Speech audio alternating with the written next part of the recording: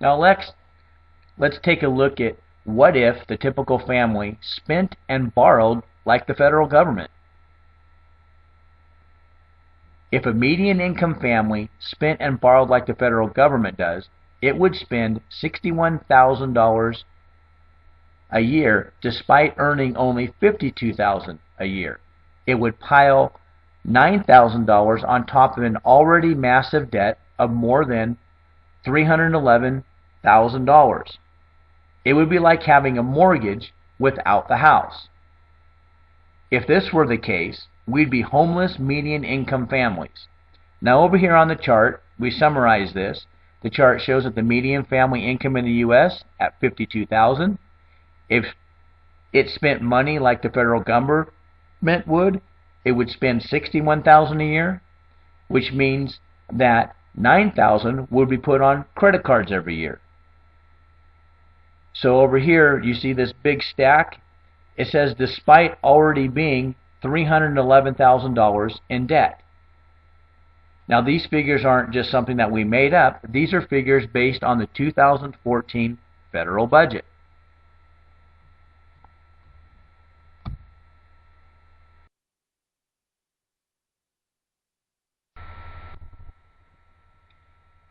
Now let's take a look at taxes. All tax revenue will go towards health care, Social Security, and net interest. In less than 2 decades, all projected tax revenues would go towards only health care, which would include Medicare and Medicaid, including CHIP and Obamacare, Social Security, and interest on debt. Entitlement reform is a must. As you can see from the chart over here, revenues would reach about 18%. By about 2031, it says that entitlement plus interest consumes all tax revenues. So that means all the taxes that are collected through all the working class people or anywhere else the government can find need for taxes and subsidies coming from various purchases, real estate, what have you, is all going to be consumed by Medicare, Social Security, Medicaid, Obamacare, and other subsidies, including CHIP. So what does this ultimately mean? It means that it is inevitable that taxes are going to have to be increased. And where are they going to get those taxes? They're going to get those taxes from the working class, us. So what does that mean? Our ability to obtain capital,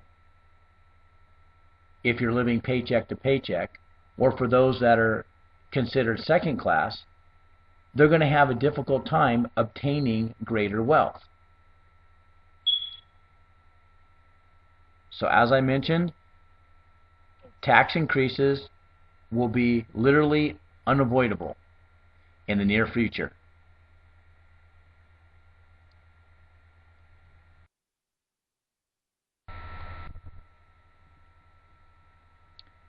Wow. So what is this all adding up to? What this really means is that it's time to get your pot of gold. It's time for you to develop greater wealth. How do you do that? How do you leverage the money that you have to increase it without getting a second and third job or getting paid more, while all these other problems that have been presented to you are really going to be passed down to us, the working class people? What this means is it is time for you to get your pot of gold. It's time to wake up and face the global economic crisis, along with the reality that the United States government has caused us to accumulate trillions of dollars in debts that the country cannot pay back. This means more taxes will be imposed on the people. Social Security benefits will be cut, retirement funds confiscated, and inflation will be forced to skyrocket. Ultimately, all of this will lead to the value of the US dollar declining. So, if we don't have more wealth, more cash, and something that's going to sustain if the dollar does decline, which gold is what keeps the value of the dollar up. So if the value of the dollar drops, that means the value of gold actually goes up. So that's why Emgoldex is focused on the gold market and creating pots of gold for the common people like you and I.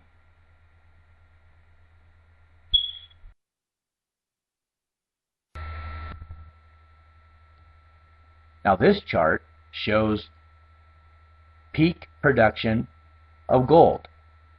So here on the chart it shows that peak production is expected around 2015, 2016. If you look at the chart here, it shows that peak discovery was back in like 1995. So now what they're doing is they're taking a 20-year average of development time against the annual production, and so it shows on this other side, on the right side, where it shows 2014, 2015, you can see it increasing. So here we are at the peak of production.